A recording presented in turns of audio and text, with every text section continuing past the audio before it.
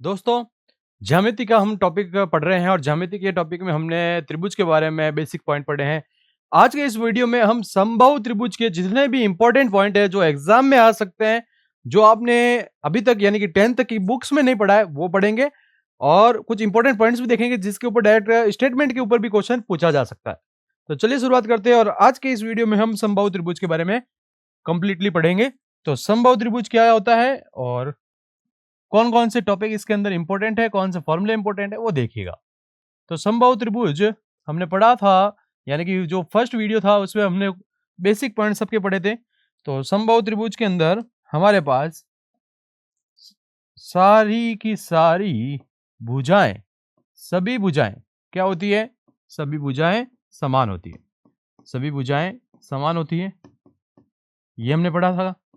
और क्या पढ़ा था? और पढ़ा था सभी कोण समान होते हैं। सभी कोण समान होते हैं,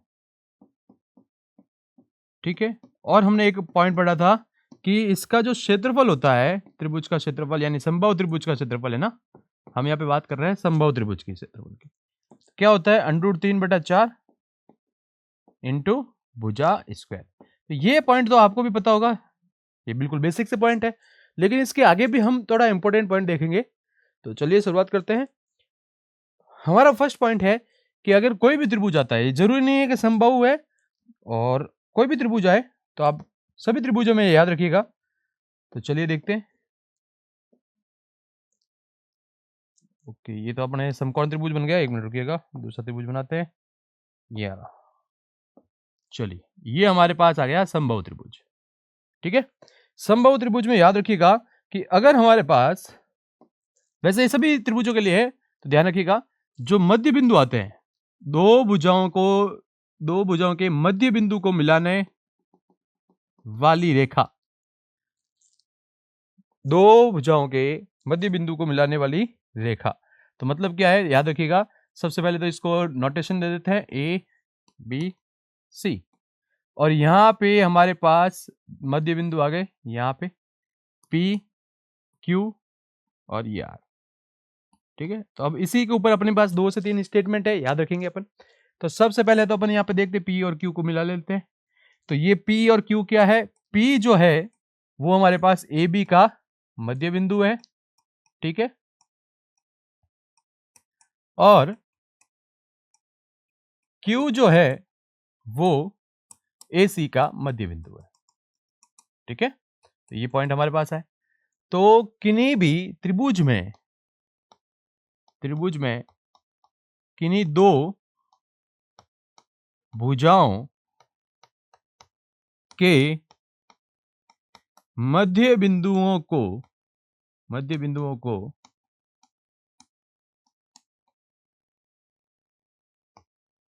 मिलाने वाला रेखाखंड, मिलाने वाला रेखाखंड या भुजा भी बोल सकते हैं अपन, रेखाखंड तीसरी भुजा के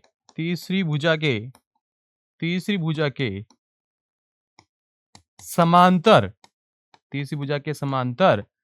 तो वह आधी होती है। ये इंपॉर्टेंट पॉइंट है, डायरेक्ट क्वेश्चंस बनते हैं, कई बार स्टेटमेंट भी पूछा जाता है, निम्न में से सत्य है असत्य में, उसमें भी आ जाता है। तो क्या कह रहा है ये कि जो PQ है वो समांतर है BC के, और जो PQ का मान होगा वो BC का आधा होगा, वो BC का क्या होगा? आधा होगा। तो ये इंपॉर्टेंट पॉइंट है, यहाँ पे ये चीज याद रखिएगा। तो ये जो PQ है वो समांतर होगा BC के, ठीक है, और यहां पर ये जो PQ है वो BC का आधा होगा।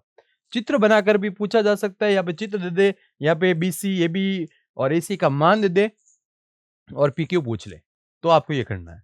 अब अगर मेरे पास ये R है और मैं इस R को भी मिला देता हूं, इस R को भी क्या कर देता हूं? मिला देता हूं ऐसे, तो ये एक त्रिभुज बन गया है PQR। तो इसका भी एक फैक्ट आ जाता है कि ये जो त्रिभुज है PQR, त्रिभुज PQR का जो क्षेत्रफल होगा वो 1/4 होगा त्रिभुज ABC के क्षेत्रफल का। तो ये फैक्ट भी आप याद रखिएगा। क्या याद रखना है कि ये जो छोटा वाला त्रिभुज का क्षेत्रफल है वो बड़े वाले त्रिभुज के क्षेत्रफल का 1/4 होगा, ठीक है ना। तो 1/4 होगा। ये इंपॉर्टेंट पॉइंट है जो अभी मैंने स्क्रीन पे लिखे। यहां पर डायरेक्ट क्वेश्चन पूछे जा सकते हैं, फैक्ट के ऊपर क्वेश्चन आते ही आते हैं, ये चीज याद रखिएगा। चलते हैं आगे। और यहां पर मैंने अभी बात कर ली थी कि त्रिभुज की दो भुजाओं के मध्य बिंदु को मिलाने वाली रेखा तीसरी भुजा के समांतर व आदि होती है, ये अपन ने बात कर ली। ये एक पॉइंट है, याद रखिएगा, फैक्ट पे क्वेश्चन बन सकता है।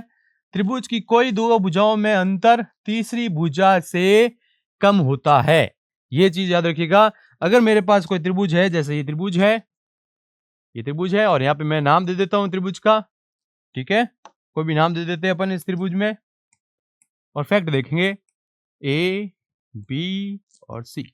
तो क्वेश्चन कह रहा है कोई भी दो भुजाएं, जैसे ए बी और बी सी का अंतर लिया, तो वो ए सी से हमेशा क्या होगा, कम होगा।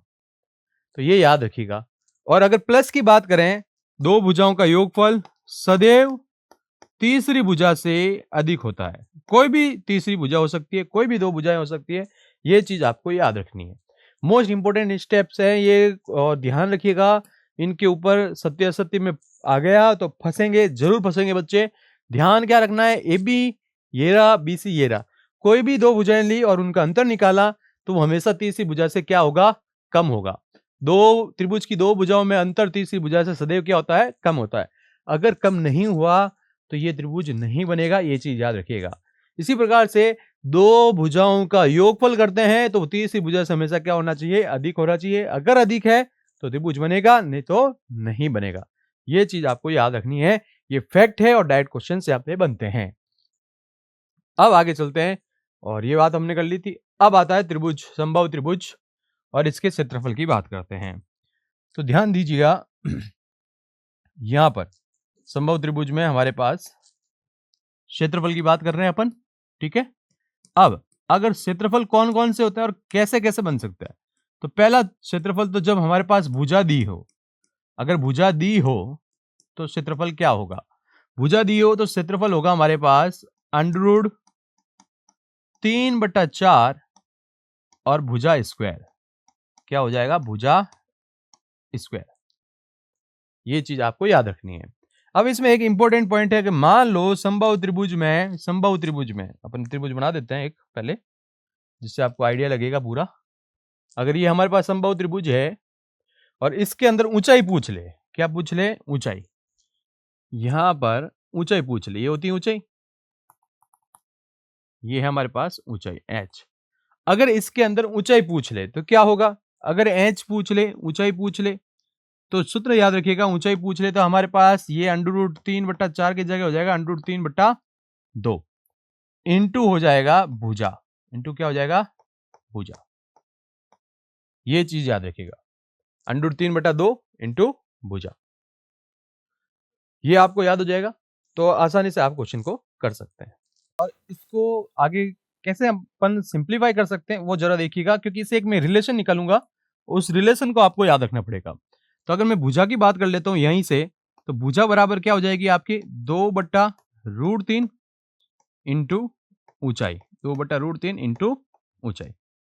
तो अगर मेरे पास समबाहु त्रिभुज की ऊंचाई दे रखी है तो मैं क्षेत्रफल कैसे निकाल सकता हूं, तो यहां पे क्या आया, मेरे पास भुजा का मान आ गया।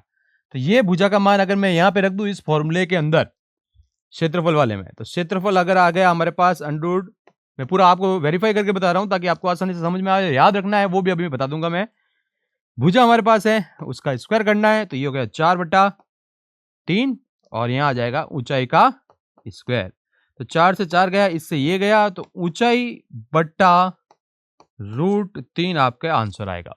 तो यहां पर हमारे पास स्क्वायर लगेगा तो यहां स्क्वायर लगेगा, ठीक है। तो हमारे पास सूत्र क्या बन गया, जब ऊंचाई दे रखी है, जब क्या दे रखी है, ऊंचाई दी हो, सिर्फ और सिर्फ क्या दी हो, ऊंचाई दी हो, तो क्षेत्रफल क्या बनेगा, ऊंचाई दी हो तो क्षेत्रफल क्या बनेगा, क्षेत्रफल हमारे पास बनेगा ये रहा ऊंचाई का स्क्वायर बट्टे में √3। तो ये दो फॉर्मूले आपकी बुक में जो छोटी क्लास है उनके अंदर √3/4 भुजा स्क्वायर ही है, ऊंचाई से निकालना नहीं सिखाया गया है। ऊंचाई से जो निकालना है उसके लिए मैंने ये बता दिया है, ये ऐसे फॉर्मूला जनरेट होता है। अगर आपको सिर्फ और सिर्फ ऊंचाई पूछ लेता है, क्षेत्रफल की जगह सिर्फ क्या पूछ लेता है, ऊंचाई, तो आप ये फॉर्मूला लगा सकते हैं और इससे क्वेश्चन का आंसर निकाल सकते हैं। तो चलिए क्वेश्चन देखते हैं जिससे आपको आइडिया लगेगा कि मैं क्या कहना चाहता हूं। क्वेश्चन आएगा, किसी समबाहु त्रिभुज, किसी समबाहु त्रिभुज की भुजा √3 है तो त्रिभुज का क्षेत्रफल ज्ञात कीजिए, ज्ञात कीजिए।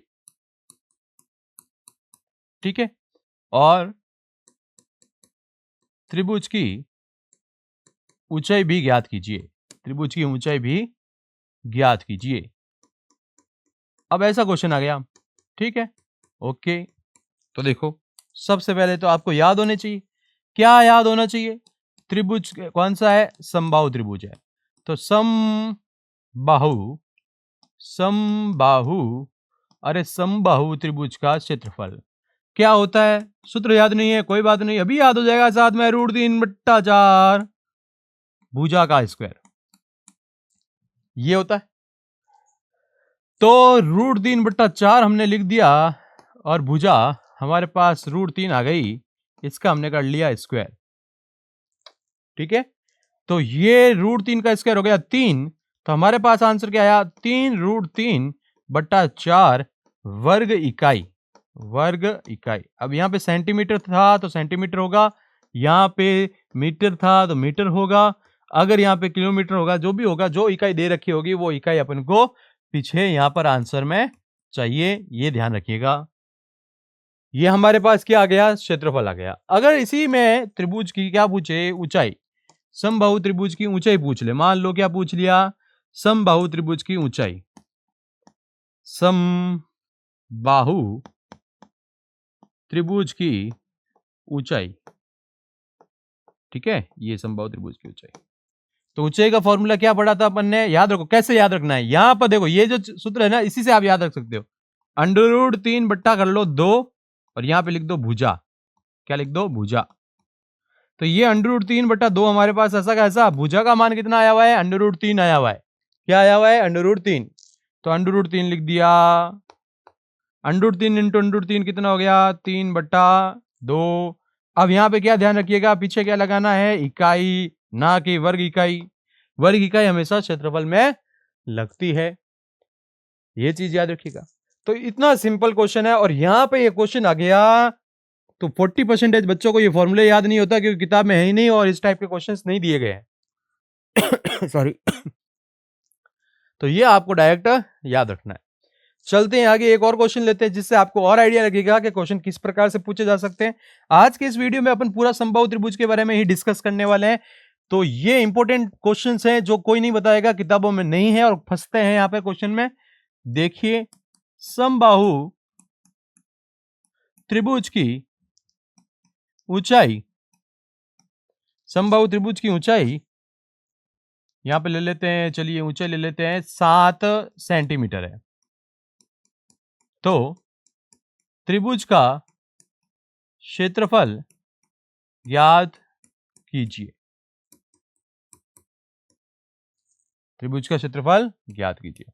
तो इसके लिए मैंने आपको क्या बताया था, आपको सिर्फ और सिर्फ इस क्षेत्रफल के लिए ये दो फॉर्मूले याद रखने हैं। जब भुजा दी हो तो √3/4 भुजा स्क्वायर होती है, जब ऊंचाई दी हुई हो तो ऊंचाई का स्क्वायर बट्टे में √3 होता है, यहां ऊंचाई का स्क्वायर कर देते हैं, ऊंचाई का स्क्वायर बट्टा √3। ठीक है, तो ये फॉर्मूला अपन को याद रखना है, ये फॉर्मूला अपन को क्या करना है, याद रखना है। तो चलिए देखते हैं आगे, और यहां पर आपके पास आ गया क्वेश्चन। तो ये आपकी क्या है, ऊंचाई है, ऊंचाई कितनी आ गई, 7। तो आपको क्या करना है, ऊंचाई का स्क्वायर बट्टा √3, तो 7 का स्क्वायर बट्टा √3, तो 7 7 49 बट्टा √3। इसका अपन को क्या करना पड़ेगा, परिमेयकरण करना पड़ेगा। तो ये परिमेयकरण कर लिया, 49 √3/3 वर्ग इकाई। तो ये चीज याद रखिएगा कि जब आपके पास क्या दिया हुआ हो, क्षेत्रफल दिया हुआ हो, पूछा गया हो त्रिभुज का क्षेत्रफल, और कौन सा त्रिभुज का क्षेत्रफल पूछा है, यह है समबाहु त्रिभुज का क्षेत्रफल।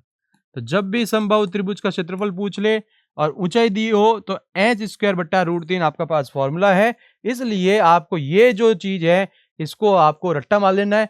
कौन सी तीन चीजें, क्षेत्रफल में जो भुजा दी हो और ऊंचाई दी हो, और सिर्फ ऊंचाई पूछे। अब कोई पूछेगा ये कैसे निकाला है, ये ट्रिग्नोमेट्री का सूत्र लगा के निकाला है, ध्यान रखिएगा ये वाला यहाँ 60 डिग्री होता है। इतना डीपली अपन को नहीं जाना है, आपको डायरेक्ट फॉर्मूले याद रखने हैं और क्वेश्चन का आंसर निकालना है। ठीक है ना, 60 डिग्री लेके ये लंब है, यहाँ पे लंब ले लिया। ठीक है, तो जहाँ साइन कॉस थीटा वो ले लेते हैं ना, आपको पता होगा, उनका यूज करके ये निकाला गया है, रूट 3/2 भुजा स्क्वायर आया है। ठीक है, तो इतना डीपली अपन को नहीं जाना है। अपने पास जो यहाँ पर दिया हुआ है ये तीन फॉर्मूला आपको याद रखना है, और ये एक ऊंचाई का फॉर्मूला आपको याद रखना है, √3/2 भुजा होता है। ठीक है, तो ये चीज आपको याद रखनी है। आगे चलते हैं, क्वेश्चन देख लिया अपन ने। अब समबाहु त्रिभुज में अगर अंतःखंड की लंबाई आ जाए, अंतःखंड नहीं, अंतःलंब की लंबाइयां दे दे, यानी P1, P2, P3। अंतःलंब मतलब क्या है, इसका अंतःलंब का मतलब देखिएगा, त्रिभुज बनाते हैं आपको पता चलेगा। यह है त्रिभुज, ठीक है, इसका अंतःलंब, इसका क्या है, अंतःलंब। यहां पर ये अपन अंतःलंब बना रहे हैं ना, लंब खींचे गए भुजाओं के ऊपर, ये अंतःलंब है अपने पास। अगर ये हमारे पास P1, P2 और P3 हो, ये क्या है, अंतःलंब की लंबाइयां है, अंतःलंब की लंबाइयां है, अंतःलंब की लंबाई। अगर ये अंतःलंब की लंबाई है तो भुजा का मान कैसे निकाल सकते हैं, ये कौन सा त्रिभुज है, समबाहु त्रिभुज है, याद रखिएगा। तो क्या याद रखिएगा, 2/√3 इंटू तीनों का योगफल कर लो, तीनों का क्या कर लो, योगफल, P1, P2 और P3, आंसर आ जाएगा। देखते हैं क्वेश्चन है क्या, क्वेश्चन नहीं है, चलिए मैं क्वेश्चन बना देता हूं यहीं पर। चलिए क्वेश्चन लेते हैं अपन। क्वेश्चन आ गया, समबाहु त्रिभुज की भुजा ज्ञात कीजिए यदि उसके अंतःलंब क्रमशः 3, 5 और 4 हो। ये अंतःलंब की क्या है, लंबाइयां है। ठीक है, ये आपके पास आ गया। तो सॉल्यूशन में आप क्या लिखेंगे, भुजा बराबर 2/√3 P1 plus P2 plus P3, और यहां पे आपके पास क्या आ जाएगा, 2/√3, यहां आएगा 3 + 5 + 4, 5 और 3 हो गया 8, 8 और 4 हो गया 12, 2/√3 और ये इंटू में 12। अब आप चाहें तो इसका परिमेयकरण करें, परिमेयकरण कर सकते हैं, नहीं करना चाहें तो देखिएगा, हमेशा ऑप्शन में परिमेयकरण करके ही आपको आंसर मिलता है, बहुत कम चांसेस होते हैं कि परिमेयकरण नहीं मिले। तो यहाँ पे आप क्या करेंगे, परिमेयकरण कर लेते हैं और इसको कट कर लेते हैं, मैं डायरेक्ट करता हूं। ठीक है, तो यहाँ पे जब आप परिमेयकरण करेंगे तो ये हो जाएगा 24√3/3, तो 8 या 24 होता है, 8√3 इकाई आपका आंसर आएगा, 8√3 इकाई आपका आंसर आ जाएगा। तो ये चीज याद रखिएगा, मैंने आपको क्वेश्चन भी बता दिया है, आपको फॉर्मूला भी बता दिया है, ये फॉर्मूला मोस्ट इंपॉर्टेंट है। अगर यहां से समबाहु त्रिभुज में क्वेश्चन, अगर ट्रिकी क्वेश्चन बनता है तो ये बन सकते हैं, ये चीज याद रखिएगा। तो ये आपके पास अंतर्वृत्त बन गया। अब अंतर्वृत्त की त्रिज्या अगर निकालनी है, अंतर्वृत्त की त्रिज्या, अगर अंतर्वृत्त की त्रिज्या निकालनी है तो आपका फॉर्मूला क्या बनेगा, भुजा बट्टा 2√3, ये सूत्र याद रखिएगा, भुजा बट्टा 2√3, ये क्या आ गया, अंतर्वृत्त की त्रिज्या का फॉर्मूला आ गया। अब क्या कर सकते हैं, अगर भुजा पूछ ले, समबाहु त्रिभुज की भुजा, समबाहु त्रिभुज की भुजा, तो क्या कर सकते हैं, क्या कर सकते हैं भाई, ये इधर चला जाएगा, 2√3 इंटू अंतर्वृत्त की त्रिज्या, अंतर्वृत्त की त्रिज्या। तो ये आपका सूत्र हो जाएगा, ध्यान रखिएगा, अंतर्वृत्त की त्रिज्या का सूत्र। ठीक है, तो ये अपने पास केंद्र आ जाता है, ये अपने पास त्रिज्या आ जाती है ऐसे, ये क्या होती है, सारी त्रिज्या होती है। ठीक है, तो अगर अंतर्वृत्त की त्रिज्या दी हुई है तो अपन भुजा ज्ञात कर सकते हैं, और भुजा दी हुई है तो त्रिज्या भी ज्ञात कर सकते हैं। एक क्वेश्चन को देखेंगे और फिर क्वेश्चन को आगे करेंगे। क्वेश्चन है हमारे पास, समबाहु समबाहु त्रिभुज के अंतर्वृत्त में,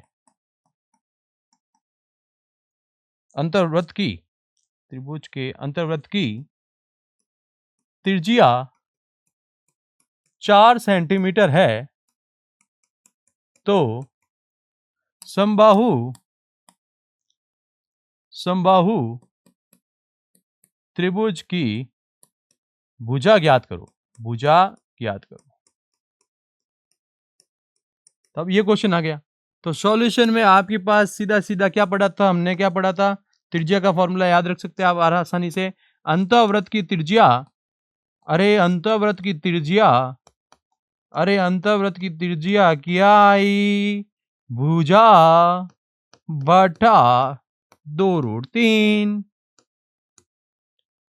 अब आपको अंतर्वृत्त की त्रिज्या दी हुई है 4 सेंटीमीटर, तो ये 4 लिख दिया, भुजा आपके पास ये रही, बट्टे में आया 2√3, तो भुजा का मतलब क्या आ गया, भुजा का मतलब आ गया 4 दूनी 8, √3 सेंटीमीटर है तो सेंटीमीटर, अगर मीटर होगा तो मीटर। तो ये चीज याद रखिएगा, इंपॉर्टेंट क्वेश्चंस हैं ये, और यहाँ ये चीज आपको किताबों में नहीं मिलती है, लेकिन अगर परिकेंद्र, लंब केंद्र और इनके क्वेश्चन बने तो आप फंसेंगे, बहुत बुरा फंसेंगे, क्योंकि आप कितना भी पढ़ लें किताबों के अंदर से, आरबीएससी और एनसीईआरटी के अंदर से, तो ये चीजें वहां नहीं दी हुई, और कंपटीशन के ऊपर ये क्वेश्चन बनाते हैं। चलिए आगे देखते हैं। ये हमारे पास हो गया अंतःवृत्त। अब आता है परिवृत्त। परिवृत्त क्या होता है, परिवृत्त होता है जो त्रिभुज दिया हुआ हो, उसके शीर्ष को ऐसे बाहर की तरफ, शीर्षों को छूकर जाने वाला। अब देखिएगा ये बनेगा कि नहीं बनेगा, इसको हाथ से ही बनाना पड़ जाएगा मुझे लग रहा है। चलिए बना के ट्राई करते हैं। ऐसा शीर्षों से जाने वाला, ये चलो चलो चलो थोड़ा और बड़ा बनाते हैं। ये चलिए, ये आपके पास, ये देखो ये, अरे ये क्या हो गया, चलिए ठीक है, ये आपका क्या हो गया, परिवर्त हो गया। क्या हो गया आपके पास, ये परिवर्त। तो देखो जरा, ये है आपका त्रिज्या, परिवर्त की त्रिज्या, परिवर्त की त्रिज्या, परिवर्त की त्रिज्या। तो यहां पर त्रिभुज के तीनों भुजाओं के शीर्षों को छूकर खींचे गए वृत्त को अपन क्या कहते हैं, परिवर्त कहते हैं। समझन अपन को समझना है आसानी से, तो ये चित्र से समझा दिया है, वरना अगर डिटेल में समझना है कि परिकेंद्र क्या होते हैं, लंब केंद्र क्या होते हैं, केंद्र क्या होता है, ये सब मैंने इसके पहले वीडियो में बताया है, बहुत अच्छी तरीके से बताया है, तो वहां पर आप जाके डिटेल में देख सकते हैं। अब आपको क्या याद रखना है, यहां पर जैसे अंतर वृत्त का आया था वैसे परिवर्त, परिवर्त का या परिवर्त की त्रिज्या।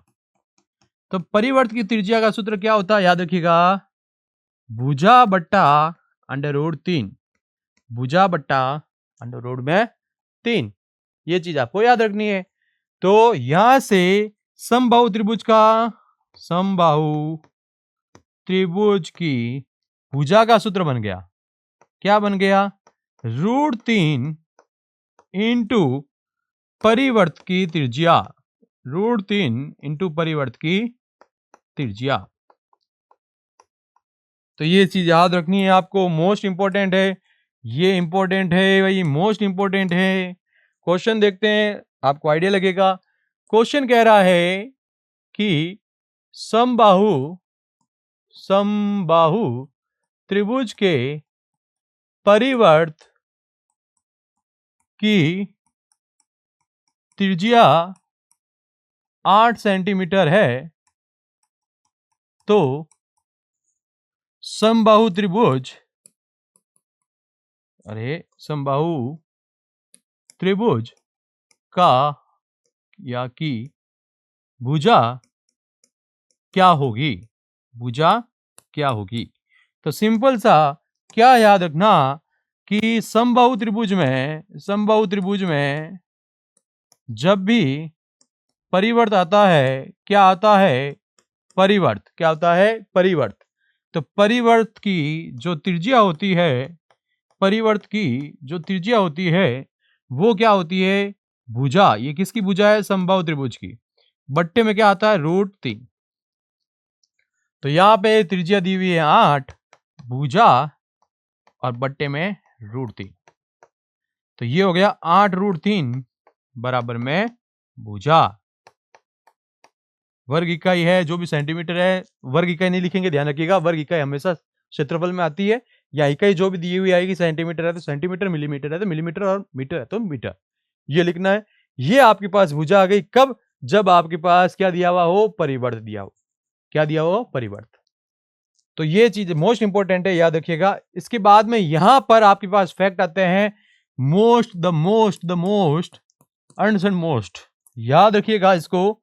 अंतःव्रत और बाह्य व्रत, यानी कि ये है परिवर्त, ठीक है, कि त्रिज्याओं का अनुपात हमेशा क्या होता है? 1:2 होता है। त्रिज्याओं का अनुपात क्या होता है? 1:2। क्यों होता है? अभी हमने पढ़ा था, क्या पढ़ा था? अंतःव्रत और परिवर्त। इसका सूत्र क्या था? भुजा बट्टा 2√3। और इसका सूत्र क्या था? भुजा बट्टे में √3। तो भुजा भुजा गई, √3 गया, यहां पे बचा 1/2, यहां बचेगा 1। तो अनुपात निकालोगे तो क्या आएगा? 1:2। तो ये और ये हमेशा क्या आएंगे? अंतःव्रत की त्रिज्या और परिवर्त की त्रिज्या, ठीक है। उनकी त्रिज्याओं का अनुपात मोस्ट इंपॉर्टेंट है, याद रखिएगा। अगर उनकी त्रिज्याओं का अनुपात हमारे पास 1:2 आया तो उनके क्षेत्रफलों का अनुपात हमेशा क्या होगा? 1:4। ये याद रखिएगा। क्यों याद रखना है? बहुत इजी है। देखो 1:2 ये इसकी त्रिज्या का अनुपात है, तो क्षेत्रफल का अनुपात क्या होता है? πr²। पाई तो दोनों में कॉमन होता है, तो कुल मिला के r² होता है। 1:4, इसका स्क्वायर कर लेंगे तो 1:4। पाई दोनों में होता है तो पाई दोनों से कट जाता है। तो इतना सीधा सीधा आपको क्या करना है? याद रखना है। तो ये समबाहु त्रिभुज में आप खुद बताइएगा, क्या ऐसा किताब में आपके पास लिखा हुआ था? नहीं लिखा हुआ था। तो ये आपके लिए हम लेकर आए हैं, और ऐसे ही कुछ फैक्ट्स लेकर आते रहेंगे। तो मिलते हैं नेक्स्ट वीडियो में। Thanks for watching.